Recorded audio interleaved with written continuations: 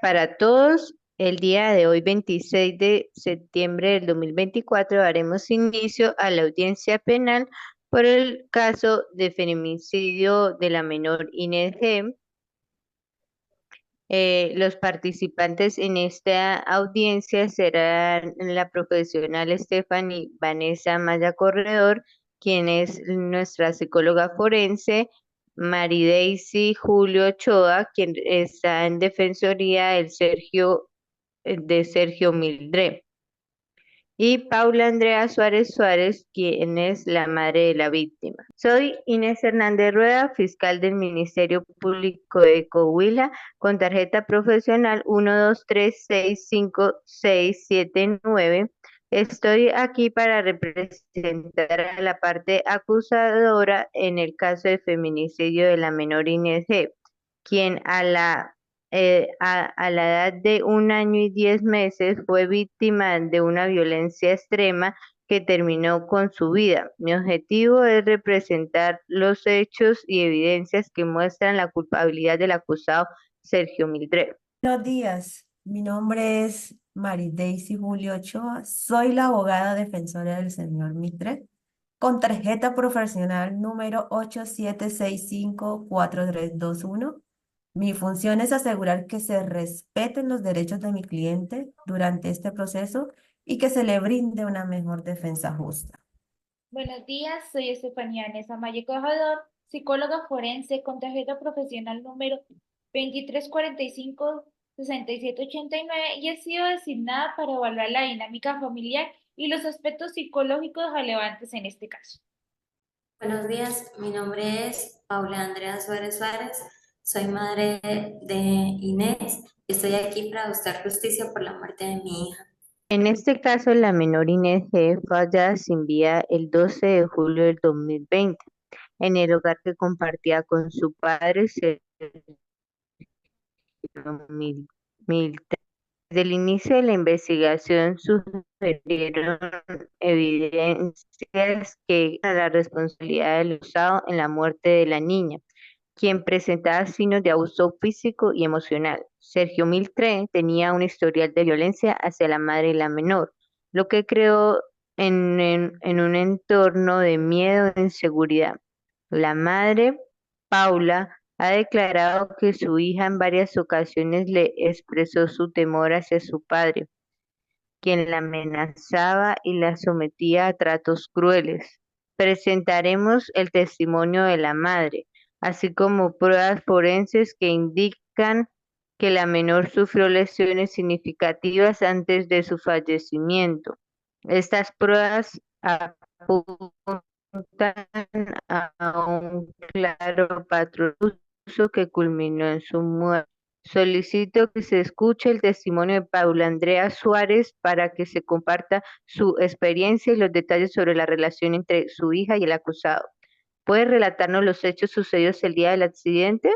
Sí, el 11 de julio estábamos en el apartamento de Sergio y llegaron 4 amigos de él que juegan béisbol en su equipo, vinieron a preparar aguachiles que pues ellos planeaban vender esa mañana.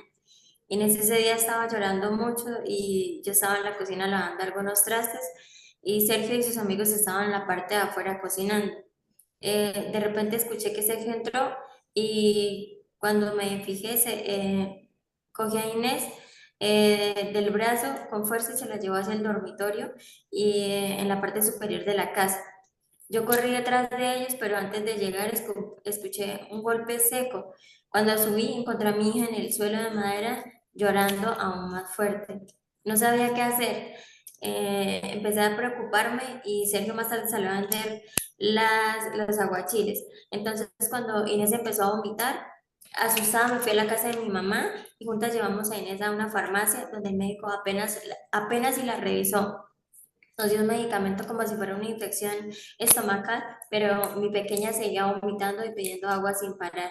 Regresé al apartamento de Sergio y cuando llegué me quitó a la niña de los brazos con brusquedad y me dijo con frialdad, te voy a volver a tu hija hasta que no traigas las pastillas para abortar. Fue entonces cuando por miedo y desesperación traje las pastillas.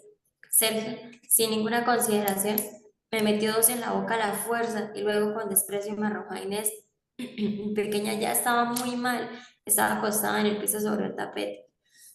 Comencé el proceso de aborto, pero el dolor que sentía no era nada comparado con ver a mi hija ahí sufriendo.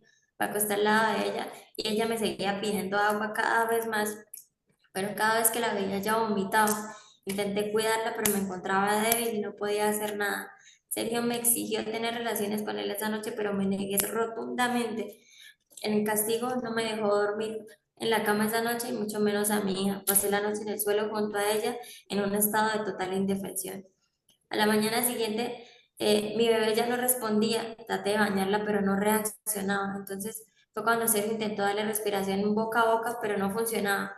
Asustados le pedimos ayuda a la vecina del piso inferior para llevarla a emergencias de la Cruz Roja.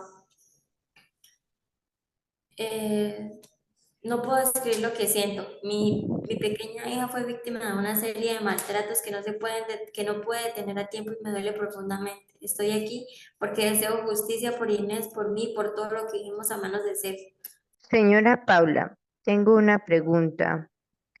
¿Puede indicarnos si su hija le mencionó en alguna oportunidad si temía por su vida? Pues mi hija era muy pequeña y no hablaba mucho, pero sí muchas veces me di cuenta que cuando veía a Sergio se sentía atemorizada y sentía mucho miedo al verlo. ¿Puede describirnos el comportamiento de su hija antes y después de las visitas con el acusado? Antes de vivir con Sergio, mi niña era una niña muy feliz, pero después de pasar algún tiempo con Sergio, se empezó a volver callada y retraída. Su actitud cambiaba y se notaba que le tenía demasiado miedo. Gracias. No tengo más preguntas. Le doy la palabra a la defensora María. Señoría, soy María Isy Julio Ochoa, abogada defensora del señor Sergio Mitre.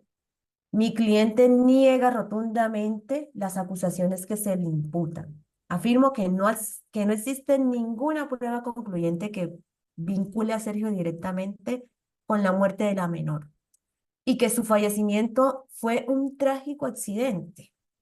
El informe forense, aunque indique lesiones, no establece una conexión directa entre las mismas y la acción de mi cliente. Pedimos que la psicóloga forense, la doctora Estefanía Vanessa Amaya Corredor, nos informe sobre su evaluación. Perdón. Soy Estefanía Nessa Malle Cojador, psicóloga forense, y he realizado una evaluación de la dinámica familiar en este caso. Después de analizar la evaluación y los casos de violencia, los resultados indican que el señor Mitre mostraba un patrón de comportamiento violento. Además, los informes, informes forenses muestran signos de maltrato en la menor, lo que sugiere un entorno.